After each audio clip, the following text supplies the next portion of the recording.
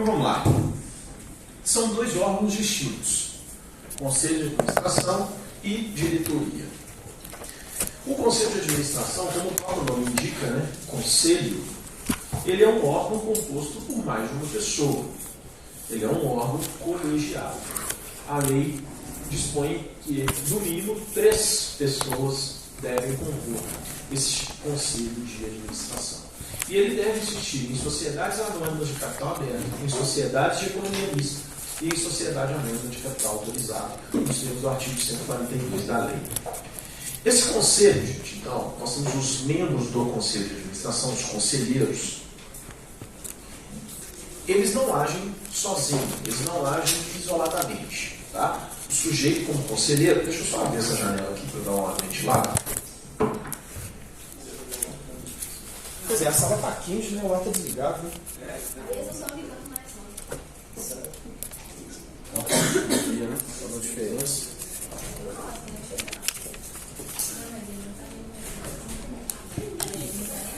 Como eu estava dizendo, o conselho, um membro do conselho não decide sozinho. Quando a gente fala de alguma deliberação do conselho de administração, é uma deliberação em conjunto, algo colegiado. Né? É claro que o conselheiro pode ter a sua opinião sobre determinado assunto, mas ele não dá a opinião dele como se fosse uma resposta do conselho de administração.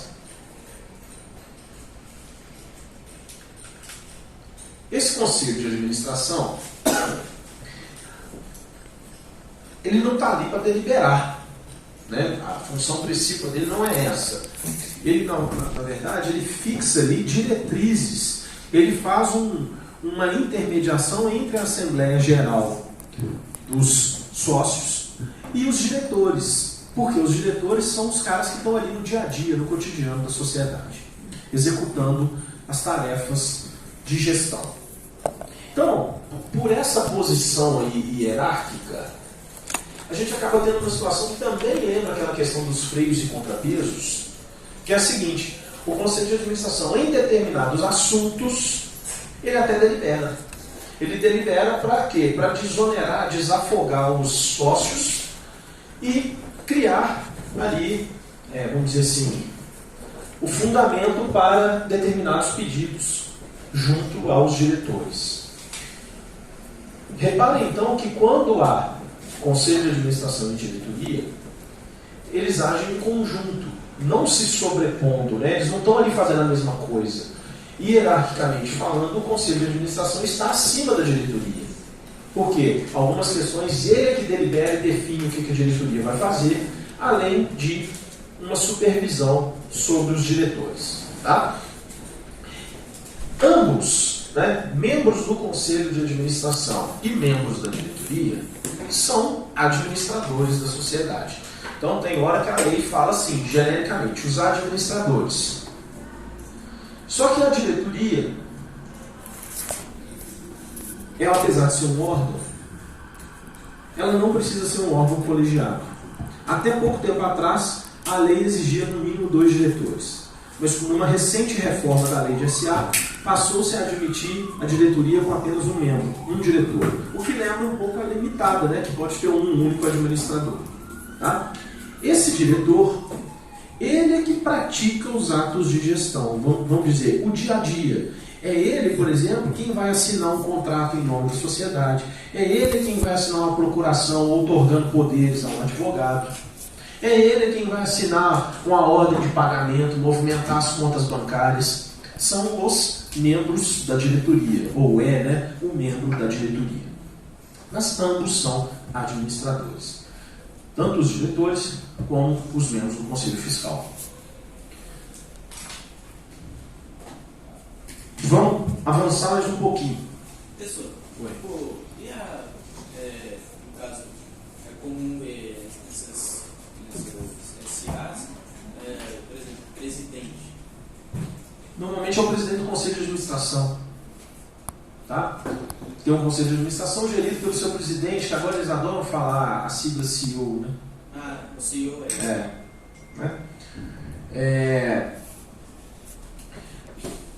Vamos avançar aqui então. Essas pessoas, gente, então agora eu estou falando de forma genérica, os administradores, Esses administradores, eles têm uma série de deveres dispostos dos artigos 153 ao 157 da lei de SA. E lá no 153 a gente já vê algo que vocês devem ter aprendido em direito civil, que é o seguinte: esses caras, eles não são a SA, né? Eles estão ali representando, né, a SA nos atos, dentro dos poderes deles que eles têm, atribuídos a eles por lei ou pelo contrato.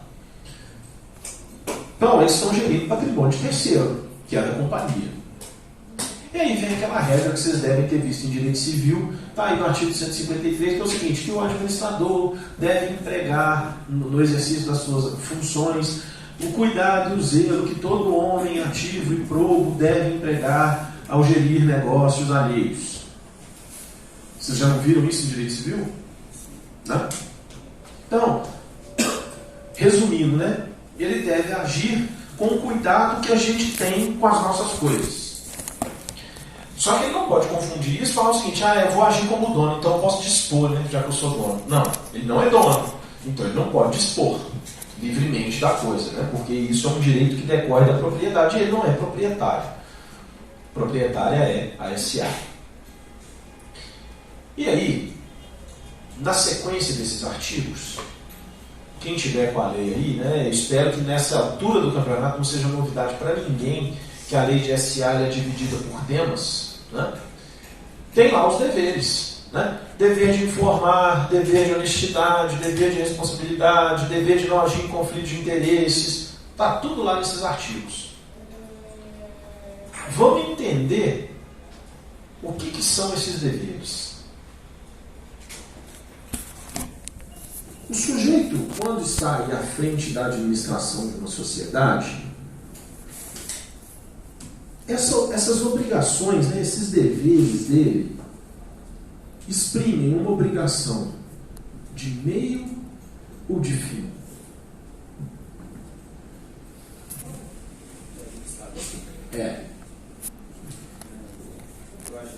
E aí não interessa se é no Conselho Fiscal ou da diretoria, não, tanto faz. Eu acho que ele é mais que o fim. Acho que os dois. O que é uma obrigação de meio e uma obrigação de fim? Gerir, por exemplo, um pagamento, apresentação bancária, ele vai administrando e no fim dela, ele também tem responsabilidade de dever, de informar ou algo assim. Quem mais?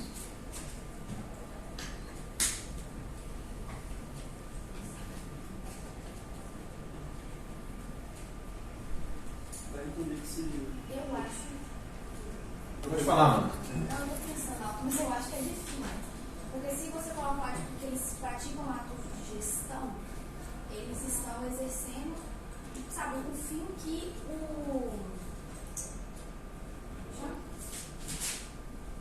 a Assembleia deliberou, então eles só estão praticando aquilo que já foi deliberado, eles estão executando aquilo. Tá, mas então, antes de vocês responderem se é de meio ou de fim, quem é que sabe diferenciar uma obrigação da outra? Porque senão a gente fica assim, é de meio, é de fim, vocês não sabem o que é, não resolve. O que é uma obrigação de meio? Eu acho que é a obrigação que é meio que visa promover, entregar o resultado, eu acho. Tá, você pode explicar melhor? Para eu ver se eu entendi? Eu acho que a obrigação de meio é a obrigação que meio que preconiza o que a pessoa quer alcançar no futuro. Entrega determinada coisa para alcançar o resultado. É um social prévio. Você consegue me dar um exemplo?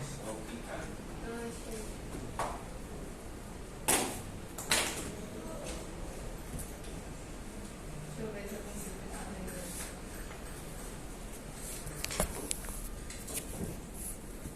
Eu acho que, vamos supor, professor. Eu acho que é uma obrigação meio e o fim é a educação. Eu acho. Uma analogia. Tá, Mas então a obrigação do professor é de meio ou é de fim? Eu acho que é de meio. De meio. Isso, quando os administradores eles assinam a procuração, uma coisa que acontece com o advogado, é que eles seguem para o fim de uma coisa. Vocês são alunos dos TALES? Não.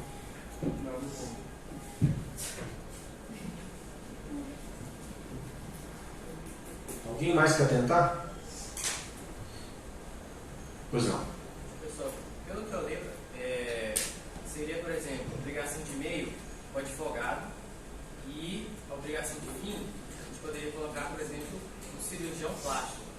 O advogado, ele não responde pelo fim, mas o cirurgião plástico, ele responde pelo fim, pelo aquele resultado dele. Pois é, eu perguntei se vocês são alunos do Thales, porque lá na outra turma eles são. E o Thales deu justamente um exemplo, numa aula antes da minha, dessa minha, que eu dei essa aula ontem para eles, o Thales deu um exemplo do cirurgião plástico. O médico tem a obrigação de meio, assim como o advogado. Que é o quê? Eu tenho como garantir para o meu cliente que ele vai ganhar a ação? Não, eu não garanto o resultado, eu não garanto o fim. O que eu garanto é o seguinte: envidarei os melhores esforços. Vou controlar o prazo, não vou perder prazo, se precisar recorrer, eu vou recorrer. É obrigação de meio. O médico também é. Mas na medicina já se tem esse entendimento que o cirurgião plástico tem uma obrigação de fim, porque afinal de contas você procura ele lá visando um resultado estético. Né?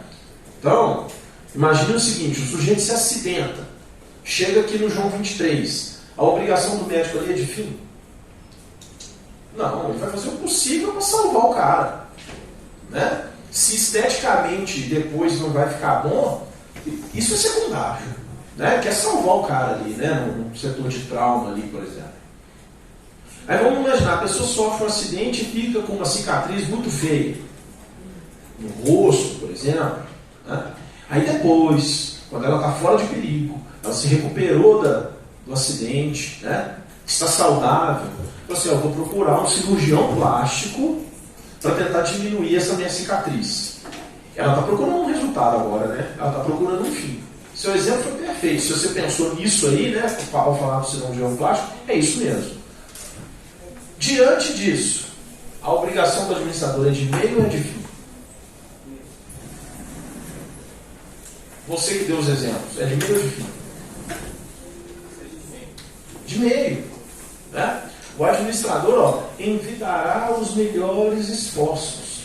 Mas não significa que um eventual ato do administrador, no futuro, acabe se revelando o seguinte: não deu o lucro esperado, ou deu até um certo prejuízo. Né? Ele não está lá para garantir resultado. Ele está lá para se esforçar ao máximo. E nesse esforço, ele deve cumprir com esses deveres. Dever de honestidade, dever de lealdade, dever de informar, dever de não agir em conflito de interesses. Eu não vou ficar lendo um por um, não, mas eu sugiro depois vocês darem uma lida. Tá? Vamos pensar aqui então o seguinte, ó. Se eu vou usar um exemplo aqui como base. Vamos imaginar que eu e o Gregório somos os dois únicos diretores de uma sociedade. E aí, o Gregório vê lá uma movimentação estranha que eu pratiquei. Ele acha aquilo suspeito. Ele não teve nada com isso, mas ele acha aquilo suspeito. Ele, como diretor, ele tem o dever de informar, por exemplo, ao conselho de administração, se existia, ao sócio, fala o seguinte: olha, tem um negócio estranho aqui. Eu acho que a gente precisa apurar. E aí isso pode ser levado adiante e descobrir que eu desviei dinheiro da sociedade. Será que eu posso ser responsabilizado por isso?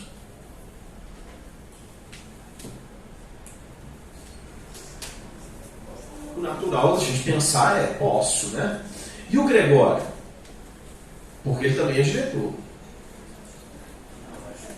Não, na medida que, por exemplo, o Gregório, você estava ocultando.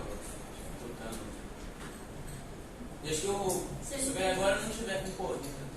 Exato. Vamos lá, vamos entender isso aqui. Ó. Eu fiz questão de dar um exemplo bem básico. O Gregório não participou do ilícito, percebeu que poderia ter uma ilicitude e tomou providência. Ele cumpriu o dever de informar. E aí, é possível que eu, como diretor, seja responsabilizado por esse ato e ele não, porque na verdade ele cumpriu o dever dele. Isso sendo diretores. Porque se eu e o Gregório formos do conselho de administração, por exemplo, eu, Gregório e Juliana, e o conselho de administração praticar algo errado, nós estamos na mesma canoa. Porque aí foi uma deliberação, um ilícito, um prejuízo causado pelo conselho. Tá? Então, ó, o conselho é órgão colegiado. Na diretoria, não. Um diretor pode ser responsabilizado individualmente pelos prejuízos que ele causar à sociedade. Tá? Isso está lá no artigo 158. Na hora que vocês lerem lá prejuízo, não pensa apenas em prejuízo financeiro, não, igual isso. Ah, desviei 100 mil reais, então esse é o prejuízo. Não, a gente pode ter prejuízos de formas distintas. O sujeito pode causar um prejuízo, por exemplo, à marca, né? Gerar uma repercussão negativa envolvendo a marca. Isso pode acontecer. Uma diminuição de faturamento, né? Uma perda de mercado por algum escândalo, alguma questão assim. Tá? Isso também é prejuízo. Vocês se lembram, alguém aí se lembra do caso do Joesley Batista na JBS? Não, aquele foi BR Foods, do papelão no frango, né? Aquele foi BR Foods. Batista foi corrupção. Foi o quê? Foi corrupção. Foi. Não tem tanto tempo assim, gente. Eu sei que era corrupção. Dizia que comprava. Depois vocês dêem uma pesquisada. É a hora que o aluno fica assim, direito empresarial é muito longe da minha vida. Não é não, tá aí no noticiário, o negócio que vocês não vinculam. Né? Os irmãos Batista, Wesley e Joesley, eles eram diretores da JBS. A JBS era a maior companhia produtora de proteína animal do mundo. É carne. E ela estava envolvida nos escândalos junto ao governo federal. Né? E aí o que o Joesley fez? Ele tentando limpar a barra dele, isso, você lembrou aí, ó. O que ele fez? Ele combinou com o Ministério Público Federal uma delação premiada. Tem algum problema em fazer isso? Não. O problema é que ele, sem contar para ninguém que ele ia fazer isso, na véspera dele ir lá no MP, na Polícia Federal, ele fez uma série de negócios para ganhar dinheiro. Comprando envenenações, dólar e tal, porque ele sabia que no dia seguinte, na hora que aparecesse em tudo quanto é veículo de comunicação, que o diretor da JBS estava no Ministério Público colocando merda no ventilador, ia ter uma repercussão. Né? Porque ele estava fazendo a delação premiada de quem? Quem é que ele estava entregando? E ele não estava entregando sardinha, ele estava entregando tubarão. Pois é, isso gerou um movimento no mercado que era um movimento natural, né? As ações da JBS caírem. O que ele fez? Vendeu. Ele tinha ações, né? Vendeu. Então, ó, ele agiu em conflito de interesses. Ele agiu violando o dever de informar. Por quê? Ele obteve uma vantagem indevida no mercado porque ele tinha uma informação que ninguém mais no mercado tinha. Então, por exemplo, o administrador, esse dever de informar em conflito de interesses é isso. O cara, como administrador, ele tem informação privilegiada? Tem, ele tem que ter. Né? Ele não vai trabalhar no escuro. Só um minutinho, Felipe. Então, ele tem que ter a informação privilegiada. Só que ele não pode usar essa informação privilegiada em proveito próprio de terceiro antes que o mercado saiba. Isso que de vez em quando, prestem atenção nas coisas, assim, fato relevante na Bolsa de Valores. O que é o fato relevante? Ó, estou divulgando para todo mundo agora pode saber que aconteceu isso. Isso é o fato relevante. Ó. Quem omite o fato relevante ou age se aproveitando do fato relevante antes dele ser disponibilizado, pode acabar caindo nessas situações de um conflito de interesse, a prática de insider trading. Repara a expressão em inglês, ó, insider trading. Ele negociou com uma informação interna, privilegiada. Tá? Foi justamente isso que depois, né, isso não tem nada a ver com a delação premiada do Joés, mas em razão da delação premiada e dos negócios que ele fez na véspera, ele foi acusado de insider trading. Pois não, filho?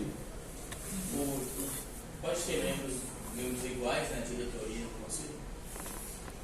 Membros iguais, você fala a mesma pessoa? A lei até autoriza que, se não me falha a memória, 1/3 dos membros do conselho de administração cumule conselho com diretoria. Tá?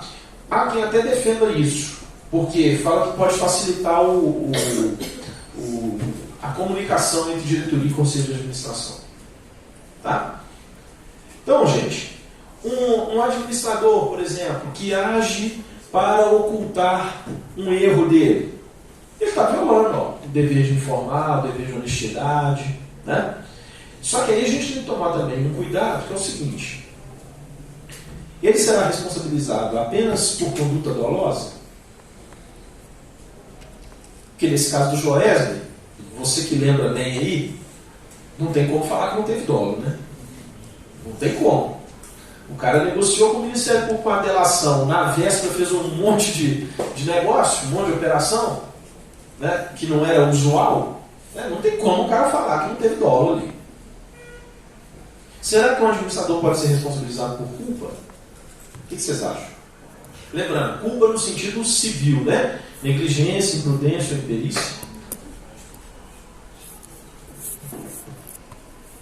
Você está com a lei aberta aí, Gregório? Quem está? Lê o 158, Amanda, por favor. O administrador não é pessoalmente responsável pelas obrigações que contrair em nome da sociedade em virtude de ato regular de gestão. Para aí, por favor. Repara, obrigação de meio. O administrador não é pessoalmente responsável em virtude dos atos que ele praticar dentro da regularidade. Ó. Então, ele pode até causar um prejuízo para a sociedade, mas se foi dentro do que se esperava dele, ok, não tem problema. Pode continuar. Ele responde, porém, civilmente pelos prejuízos que causar quando proceder, dentro de suas atribuições ou poderes, com culpa ou dolo. Então, ó, dentro das atribuições ou poderes dele, com culpa ou dolo. Ele está lá no exercício da função dele de diretor, mas culposo ou dolosamente ele causa algum prejuízo à sociedade. Próximo. Com violação da lei ou do estatuto. Com violação à lei ou ao estatuto. Isso também é chamado de ato ultra vires. Que é o quê? O ato com excesso de poder. Ele violou a lei ou o estatuto. Ele agiu além do que a lei ou o estatuto permitia que ele agisse. Você quer perguntar? Quero. Mas se você quiser terminar de ler, porque é um parágrafo, não tem a ver com isso. Não, pode perguntar agora. Tá. São duas coisas. A sociedade vai ter sempre conselho de administração e diretoria. Não, olha lá, repara lá. SA fechada não precisa ter conselho de administração. Tá. Mas se for SA aberto, vai Sim. ter os dois. Sim. Necessariamente. Sim. E outra coisa, no conselho de administração, se um dos membros só um dos membros pode ser responsabilizado por uma atitude dele. Não. O colegiado. Não foi isso que eu falei. O conselho de administração toma uma decisão colegiada. Então, ó, se o conselho de administração causou um prejuízo ou fez uma manobra ilícita, todos os conselheiros poderão ser responsabilizados. Necessariamente todos. Sim. Na diretoria é que você não tem uma decisão assim colegiada. Então pode acontecer o primeiro exemplo que eu dei aqui, eu e o Gregório. Eu, por minha conta, no exercício das minhas atribuições, reparei, artigo 158, inciso 1º. No exercício das minhas atribuições, dolosamente, eu desviei dinheiro da sociedade e escondi isso até do Gregório. Percebeu? Eu posso ser responsabilizado como administrador individualmente. Se o Gregório limpar a barra dele, né? Porque pode ter uma culpa lá, né? Ele pode ter sido negligente, ele pode ter falado, Gustavo, se você fizer aí, eu assino. É a história de assinar sem ler, né? Aí depois, como é que ele prova que focinho de porco não é tomado? Né? Como é que ele prova que ele só assinou ali na base da amizade, da confiança, e que ele não levou nenhum? Né? Esse é que é o problema. Então, nesse meu exemplo, estaria claro a minha intenção, né, o dolo, e o Gregório, dependendo da conduta dele, ele poderia se safar ou ser imputada a ele uma conduta culposa. Nós vamos falar mais da culpa ainda, tá? Então, ó, o ato ultraviris é isso, o excesso de poder, além das limitações impostas por lei ou pelo contrato, pelo estatuto. Lá naquela aula de contrato social delimitado, eu dei um exemplo. Falei lá assim, ó, o administrador, ele age, ele assume dívidas em nome da sociedade, né? Ele pratica negócios. Mas que eu sugeri, né, falei lá naquela aula o seguinte: colocar expressamente que ele não pode prestar aval, que ele não pode dar fiança. Lembra-se? Para quê? Porque o administrador não pode ultrapassar aquilo ali. Se ele fizer aquilo ali, ó, ele pode ser responsabilizado.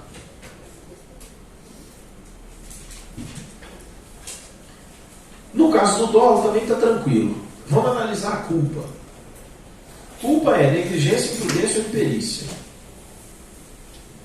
Vocês concordam que é muito mais delicado pensar no aspecto da culpa? Ou não? Vocês não veem maiores complexidades aí? Eu acho que depende do caso. Não, sim, depende do caso. Mas falando genericamente. É bem difícil provar, né? Exato. Não é mais complicado? Porque a culpa, até que ponto, por exemplo, o administrador estava bem intencionado, mas ele gerou um prejuízo para a sociedade, mas ele estava bem intencionado. Só que essa boa intenção dele, até que ponto foi imprudência? Até que ponto foi imperícia? Até que ponto foi negligência? Eu gosto muito desses ditados populares, vou falar mais um aqui, né? Porque é aquela história de bem intencionado, o inferno está cheio. E aí? Até que ponto é boa a intenção do sujeito, até que ponto é culpa? Porque o dolo é o dolo, né? O cara quis, desviou dinheiro, escondeu, você vê a manobra lá, às vezes contábil para esconder a operação contábil para esconder a manobra para desviar dinheiro, aí não tem dúvida, né? O cara olha e fala, não, isso aqui, ó. O cara não só desviou o dinheiro, como tentou esconder. É difícil porque a gente vê grandes empresas aí, tipo, dando passos ruins e passos bons. E isso dos passos ruins É culpa.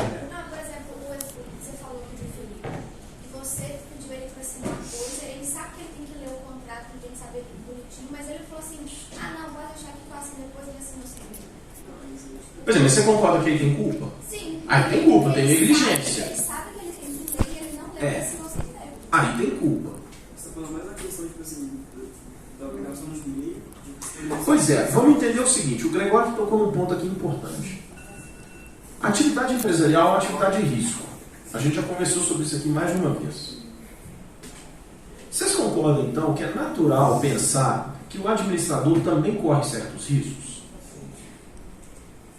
Que tipo de risco? Risco nessas decisões, né? Nessas tomadas de decisões. Vamos imaginar o seguinte.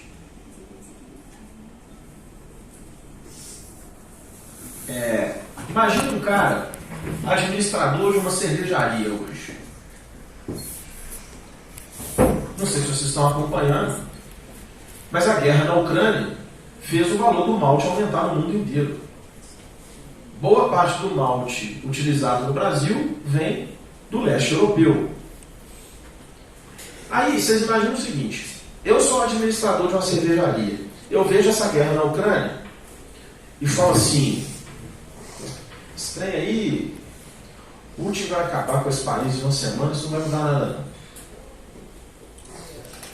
Né? É razoável? Era razoável pensar isso? Sim. Era. Né? Era. Não sejamos profetas do acontecido. Né? Era. Seu nome? André. O André é administrador de uma outra cervejaria concorrente. Aí ele olha e fala o seguinte, pô, esse negócio vai longe. Porque o Putin não vai simplesmente jogar uma bomba nuclear lá. Ele vai fazer um cerco. essa tendência do malte aumentar. E aí ele compra, falou, vou fazer uma compra logo para garantir matéria-prima. Isso lá atrás. Vocês concordam que tanto eu quanto ele estávamos tentando ser diligentes? Agora, um dos dois estaria errado. Passados 90 dias da guerra, eu estou errado. Ele está certo. Se ele tivesse comprado esse malte mesmo 90 dias atrás, estava todo mundo aplaudindo ele como se ele fosse um gênio. Agora, se a guerra tivesse acabado rápido, talvez o preço do malte tivesse caído e ele tivesse pagado caro e gerado até um prejuízo para a sociedade, porque ele comprou um malte para caramba mais caro, porque a commodity caiu. Perceberam? Então, na verdade, eventuais erros não significam que haja necessariamente responsabilização do administrador.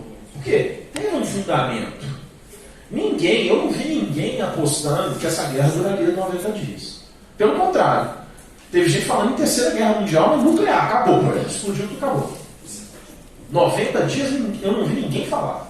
E olha que eu gosto de conflitos armados e tal, fiquei assistindo muitas análises no início, todo mundo falando que ou a OTAN entrava, que a OTAN não queria entrar, que ia virar uma terceira guerra mundial, ou a Rússia ia tomar conta em uma semana, 10 dias. Né? Agora, reparem um outro detalhe. A minha decisão foi fundamentada de pensar o seguinte, vai ser coisa rápida, não vai impactar o mercado de grãos. Eu não sei se vocês sabem, né? Um dos motivos dessa guerra lá é que o solo ucraniano é considerado o solo mais fértil do mundo para grãos. Né? A dele também foi fundamentada. Ele falou assim, esse negócio vai se arrastar, a tendência é o preço subir e tal. Agora, reparem, nos dois casos, a gente tinha que ter um conhecimento prévio de quê? De commodity. Porque a gente mexe com um mercado, que é cerveja, que mexe com commodity. Mesma coisa uma padaria, né? A farinha. Mesma coisa. Né? Então, gente, esse negócio da culpa, da responsabilidade, especialmente na culpa, a gente tem que voltar àquela ideia do homem médio. Né? E nesses tempos atuais a gente tem que tomar cuidado, né? Não estou sendo machista, não. A expressão se chama assim, homem médio, ser humano médio. Né? E o que é o homem médio? Vocês nunca ouviram essa expressão? É a questão, por exemplo, assim, tá, você achou que ia durar 10 dias, por exemplo. Mas Não me explica com exemplo, não. O que é o homem médio? O homem médio é aquele o alvo. É o esperado, é a média. Média. Não é nem aquele gênio, nem o ignorante sobre o assunto. É a média. O que se espera? Né? O que se espera naquele nível ali? Intelectual, né? O profissional, o que se espera? Não, o medíocre é o que está abaixo do homem médio, né? E o gênio é o que está acima. O homem médio não é nem o gênio nem o medíocre. É a média.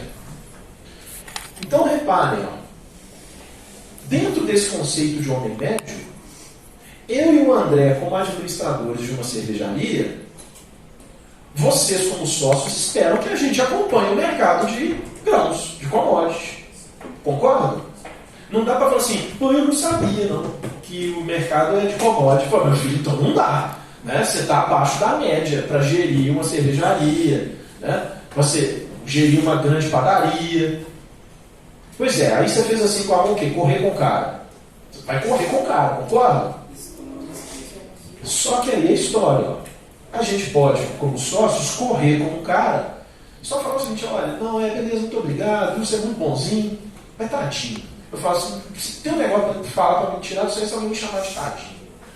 Todo tadinho, você revela um desprezo, tadinho, parece que o cara... Não, eu falo assim, tadinho, ele vai aprender, ele é novo ainda, mas não serve para ser nosso gestor, não. Aí a hora que nós vamos destituir o Gregório da administração, mas não vamos culpar ele, ó. Nós não vamos entrar com ação contra o Gregório, só vamos falar assim, olha, ele é verde, ele é novo, vai aprender um dia. Né? É diferente de uma situação como essa, né? Eu e o André, se espera da gente um conhecimento de commodities, e a gente arruma um trem absurdo, por exemplo, a gente usa uma ideologia nossa política contra ou a favor do Putin para tomar uma decisão. Estão vendo a diferença? Fala assim, eu tomo a decisão de comprar ou não comprar porque eu gosto do put, ou porque eu não gosto do put. Não é isso que nós vamos ter que analisar, não. A gente tem que analisar é a commodity do malte. Isso é o que vocês, como sócios, esperam de nós como homens médios. Então, nessa questão da culpa, gente, nós temos que tomar muito cuidado o que se espera do cara. Um outro negócio que não tem nada a ver com nenhuma commodity, como, por exemplo, o petróleo, a soja, né, o malte. Será que precisa exigir do administrador que ele saiba sobre o mercado de commodity? Não está dentro da média dele ali naquele mercado. Perceberam? E por que eu estou falando isso tudo? Justamente porque esse tipo de raciocínio vai fazer diferença para a gente acusar alguém de negligente, de imprudente, de imperito. Porque reparem a sutileza, gente, é um fio da navalha. O André comprou e eu não comprei. Passa o tempo, passou a guerra. Aí você, seu Gustavo, você foi negligente. Por que você não comprou? Ou você foi imperito. Você tinha que saber que esse negócio podia demorar e que o malte ia subir. Agora o contrário. Se não sobe, aí você acusa o André e fala assim, você foi imprudente demais, André. Mercado desaquecido desse jeito, a gente saindo da pandemia, você vai e torna o nosso capital de giro todo no malte que nós vamos gastar 2 anos para usar. Você foi afobado. Você foi imprudente. Está vendo como que a coisa pode virar? Né? Então tem que se tomar cuidado. É muito mais fácil, a meu ver, a gente ter uma configuração de uma situação dolosa para falar assim, não, foi isso que aconteceu. O cara abandonou. O pau estava quebrando aqui, ele abandonou a empresa. Né? Ou ele desviou dinheiro. Ou ficou nítido que ele forçou um negócio porque ele estava recebendo uma comissão por fora. N situações que aí o dolo fica muito mais fácil da gente comprovar. Até aqui, ficou claro alguma pergunta? Comprovar o dolo e realmente existe um contrato que você passa um contrato para mim, você está lá, Gustavo, a gente é amigo, eu confio em você. Deixa a gente comprovar isso. Aí acaba se Comprovar o quê? Que você é meu amigo? Não, comprovar que eu confio em você e não no contrato. Você acha que isso te favorece? Não. Ah, tá. Isso, Eu estou querendo entender, eu não estou... falando que isso seria considerado um bem sempre como fazer. Pois é, exato. Porque foi assim, imagina, vamos voltar nesse exemplo então. Vocês descobrem... Não, vamos lá, no primeiro exemplo. O Gregório viu um negócio esquisito. Que é a história, onde a fumaça a fogo. Ele falou assim, gente, olha, eu estou achando que é um negócio esquisito, vamos averiguar isso aqui. Vamos imaginar, ainda que ele tenha assinado, talvez ele consiga limpar a barra dele. Né? Ele falou o seguinte, olha, gente, eu assinei, realmente eu não percebi e tal, não vi a maldade. Aí a história que a hora vocês podem chegar e falar assim, o Gregório ainda não tem experiência com o carro, vamos tirá-lo. Mas não vamos responsabilizar ele não. Agora imagina se ele não deu esse grito e alguém depois descobre e está lá a assinatura dele e ele não falou nada. Fica muito mais difícil, né? De novo, ele não levou vantagem nenhuma, eu fiz tudo escondido dele, mas não é uma situação difícil porque ele vai invocar em defesa própria dele. Isso? Ele falou, gente, não, tem minha assinatura aí, mas é porque eu, Gustavo, sou um amigo, eu realmente assinei sem ler. Isso é a defesa dele? Né? Não é muito diferente? Ó? Tipo assim, dependendo da situação também, é bem difícil provar o dolo, por exemplo. Sim. Só que tem certas condutas que o dolo fica evidente na própria conduta, né? Nós vamos analisar um caso aqui já. Mais alguma pergunta? E como que vai ser isso, gente? Vai ser essa ação de responsabilidade civil prevista no artigo 159 da Lei de SA. Também convido vocês depois a darem uma lida lá, vocês vão ver que é o seguinte, tem todo um procedimento prévio. A sociedade terá uma Assembleia Geral dos Sócios convocada para deliberar justamente sobre esses fatos. Decidir se destitui, vou voltar no meu exemplo, se vocês vão me destituir da administração, esse é o ponto, e se a sociedade vai ajuizar a ação de responsabilidade contra mim pelos prejuízos que eu causei. São duas situações diferentes. E antes dessa ação judicial é necessário ter essa assembleia. Essa assembleia, gente, vai ser uma AGO ou uma AGE? É decidir se vai reger. É.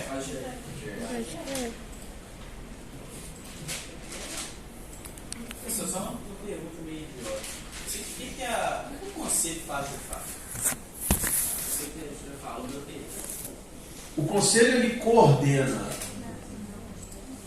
os atos da diretoria, ele é o interlocutor entre a diretoria e a Assembleia Geral dos Sócios, tá? E ele, de certa forma, também fiscaliza a diretoria. A verdade, gente, pode ser tanto a GO quanto a GE. Porque vamos imaginar o seguinte, nessa altura do campeonato já teve uma GO e o Gregório descobriu esse negócio. Leva para um membro do Conselho de Administração, por exemplo, vai convocar uma AGE. Não falei que a qualquer momento pode ter uma AGE? Então isso vai ser tema de AGE. Mas poderia ser tema de AGO. Vamos imaginar o seguinte, um dos temas que são de competência privativa da AGO é a aprovação das contas, não é? Nós vimos isso. Imagine, vocês vocês acionistas não aprovam as nossas contas por causa desse rombo, desse valor esquisito aí. Vocês rejeitam as contas. Agora, qual que seria a lógica, gente, de na AGO vocês rejeitarem as contas por causa disso e falar assim, agora vamos marcar uma AGE para a gente decidir o que a gente faz com o Gustavo e com o Gregório? Não tem lógica. É na mesma. Aí alguém pode falar assim, mas e o negócio da ordem do dia, que você falou que se não tiver no edital não pode deliberar? Porque não vai estar no edital. Mas na verdade o entendimento é o seguinte, está implícito. Porque é decorrência do tema aprovação ou rejeição das contas. Tá? Que é o lógico mesmo. Se as contas estão sendo rejeitadas, porque ficou ali flagrante, documentalmente, um desvio de dinheiro pelos administradores, na própria AGO que rejeitar as contas, é possível aos sócios votar e deliberar primeiro e votar depois, se destitui esses administradores e se ajuiza essa ação de responsabilidade, que é por maioria. A maioria decidir, a sociedade vai ajuizar essa ação em nome da própria sociedade. Para ela reaver os prejuízos que ela eventualmente sofreu. Só que tem uns detalhes aí do 159, tá, gente? Se, por exemplo, foi aprovado em assembleia e a sociedade, por meio de seus administradores, não toma providência, vamos imaginar que esses administradores estão em conluio, não tomam providência, qualquer acionista pode agir e entrar com ação em nome da sociedade, porque estava aprovado em assembleia. Se os administradores. Porque, estando aprovado em assembleia, eles vão falar que era para ter entrado e não entrou. Porque os administradores têm 3 meses para entrar com essa ação.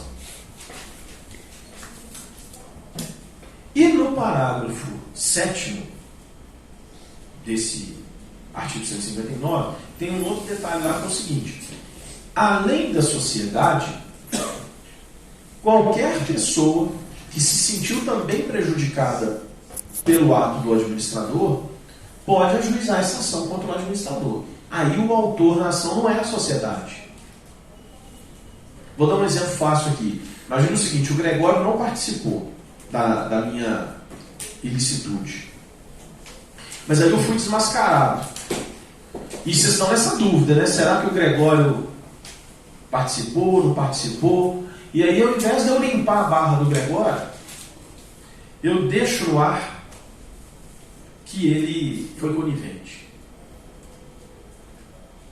E aí ele perde o cargo, perde a remuneração. Esses administradores são bem remunerados, né? Pode ter perdido o bom nome dele no mercado, o conceito dele, né? Porque assim, o Gustavo desviou uma grana e o Gregório estava junto, ele foi destituído também e tal. Não pode acontecer do Gregório ter um prejuízo pessoal. Então, sem prejuízo de vocês, acionistas, aprovarem a ação de responsabilidade contra mim pelos prejuízos que eu causei à sociedade, o Gregório poderia também se sentir prejudicado e acionar a mim, dizendo o seguinte, o Gustavo sabia que eu não tinha participado dessa ilicitude, ele me escondeu, mas ele deu a entender que aquela história, né? O cara falou assim, eu caio, mas eu não vou cair sozinho, não, vou levar ele comigo. Né? Poderia ser um contexto de ter um terceiro prejudicado. No caso do Joesley, por exemplo, tinha um grupo de investidores norte-americanos que tinha posto uma grana na JBS, que se sentiu prejudicado e acionou pessoalmente o Joesley na justiça americana. Então é o seguinte, ó, isso tudo que você fez aí, depois que a gente pôs essa grana toda, nos causou um prejuízo. Tá? Sim. Pois não, Amanda. Os sócios têm que fazer essa Assembleia Geral para poder decidir. E depois disso, os outros administradores... Os novos. Que têm que ajuizar contra a ação contra aquele administrador. Isso. Em nome da sociedade. Isso. Aí, se eles não ajuizarem essa ação, um terceiro que se sentir prejudicado pode... Não, ajuizar. se não. Além da sociedade, pode acontecer mais ação de responsabilidade por um terceiro que se sinta prejudicado. Aí ele ajuda na ação em nome próprio. Isso. Porque uma coisa é a ação em nome da sociedade. Outra coisa é a ação em nome desse terceiro. Está tudo lá no 159. Geralmente acontece deve até acontecer com frequência isso, o terceiro se prejudicar. Porque na questão de investimento, por exemplo, você faz um aporte financeiro na sociedade e aí ela acontece alguma responsabilização de algum administrador para alguma conduta que acaba influenciando muito no valor de mercado da sociedade, do clientela, etc. Tá, mas aí quem que é o terceiro prejudicado aí? O investidor. E visa, por exemplo. Tá, entendi. De certa forma foi o que aconteceu no caso desses americanos. Não é tão frequente assim. Vamos analisar então aqui agora. Eu destaquei aqui um acordo que é bem interessante. Ele, na verdade, acaba tendo tudo que nós conversamos nessa aula num caso só. E é um caso real, tá? Isso aí são trechos de um julgado, de um recurso especial na STJ. Eu não vou ler tudo, não, mas está aí no slide para depois vocês lerem com calma. Quem tiver interesse, até baixar o acordo. Ele tem mais ou menos, agora eu estou na dúvida se são 15 ou 18 páginas. Tá? Não, vocês não precisam ler agora, não. Eu vou ler aqui também em voz alta. Estou falando assim, o acordo tem umas 15 a 18 páginas, pelo que eu me lembro. Eu estou destacando aqui alguns aspectos da emenda e do voto. Tá? Então, ó, direito empresarial, responsabilidade civil, sociedade anônima, diretoria. Atos praticados com excesso de poder e fora do objeto social da companhia. Repare lá, atos ultra vires. A única coisa que está errada aí, eu não sei, nessa formatação, ultra vires é separado, tá? Ultra espaço vires. Responsabilidade interna corporis do administrador. Retorno financeiro à companhia não demonstrado. Ônus que cabia ao diretor que exorbitou de seus poderes. Atos de má gestão. Responsabilidade subjetiva, obrigação de meio. Repare, tudo que a gente está conversando hoje. Dever de diligência, comprovação de dolo e culpa, indenização devida, ressalva do relator.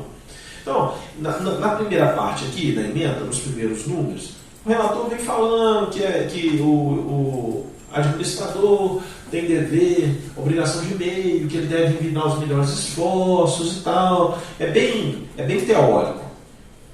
Tudo que a gente conversou na aula, tá? Dele só se obrigar pessoalmente caso haja violação da lei, do estatuto, um ato doloso, culposo e tal. E aí a gente chega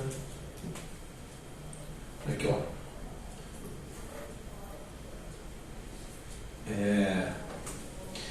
E aí qual foi o problema, gente? Esse administrador aí, esse diretor, ele tinha diversos poderes. E no exercício das atribuições dele, ele começou a obter certas vantagens indevidas. Então, um exemplo. Ele tinha que viajar para representar a sociedade num congresso. Só que esse congresso era lá em Fortaleza, em Florianópolis. Aí o que ele fazia? transformava essa viagem numa viagemzinha de férias, levava a família inteira, custeada pela sociedade. Então, ó, era esperado ele ir lá? Era. Só que aí ele comprava passagem aérea para mais 4, 5 pessoas, hospedagem. Oi? Que são atos fora das... Exato, ele não está viajando de férias. Não é uma viagem particular, né? É muito comum as pessoas fazerem isso, né? Falar, eu tenho um congresso numa cidade legal aí a esposa, o marido vai encontrar depois. Ok, isso aí não tem problema. Sendo horário de folga e custeado com dinheiro próprio, pagando o bolso dele, não tem problema, né? Então, foram vários atos assim. Ele, ao longo da gestão, ele tinha lá poder para praticar certos atos, ele praticou os contratos, mas ele se aproveitava disso no meio lá do negócio, tá? E aí, aqui ó, no 10, deixa eu ver aqui. É isso mesmo, a partir do 10 ali, ó. Não obstante essa construção, que é o quê? Que ele estava nos atos regulares de gestão, que se esperava dele e tal. No caso do exame, segundo apuraram as instâncias ordinárias, não se trata simplesmente de uma gestão infrutuosa, que é a história, ó, deu tudo errado, deu prejuízo, mas eu estava no exercício das minhas funções. Não se trata apenas disso, ó. O que seria tolerável no âmbito da responsabilidade civil, caso não demonstrada a falta de diligência do administrador. Segundo se apurou, tratou-se de gastos com nítidos traços de fraude, como despesas em duplicidade, hospedagens simultâneas em mais de uma cidade. Imagine, o cara estava hospedado em 2 cidades, cada uma não sei quantos quilômetros de distância uma da outra, senão acho que ele estava pagando hospedagem para alguém, né? Que não ele. Notas fiscais servis a encobrir despesas particulares próprias de parentes e outros. Então, é um típico caso, né? No exercício das funções, ele agiu de forma dolosa para obter algum tipo de vantagem devida. Tá? Não, tem um caso, esse aqui eu acho que não é o mesmo, não. Tem um caso que eu cito no meu livro. O cara fazia de tudo. Tipo assim, ele tinha que promover festas. Essas festas que são... não é beneficente. São festas profissionais, né? Você convida parceiros, fornecedores e tal. Aí ele gastava um dinheirão fazendo essas festas, mas no final das contas os convidados eram os amigos dele. Supostamente era um evento para divulgação de um produto, divulgação de uma marca. Ele justificava isso, né? Teve uma das festas que ele chegou a fretar um avião para levar os convidados, né? E eram só os brothers, só os amigos dele. Não tinha nada a ver com fornecedor, com parceiro, com nada disso, né? Só que é interessante. Nesse caso, a sociedade ganhou em primeira instância, ganhou em segunda. Quando chegou no STJ, ela perdeu uma parte. E a parte que ela perdeu, eu concordo dela ter perdido. O ministro do STJ disse o seguinte: falou, não, mas peraí,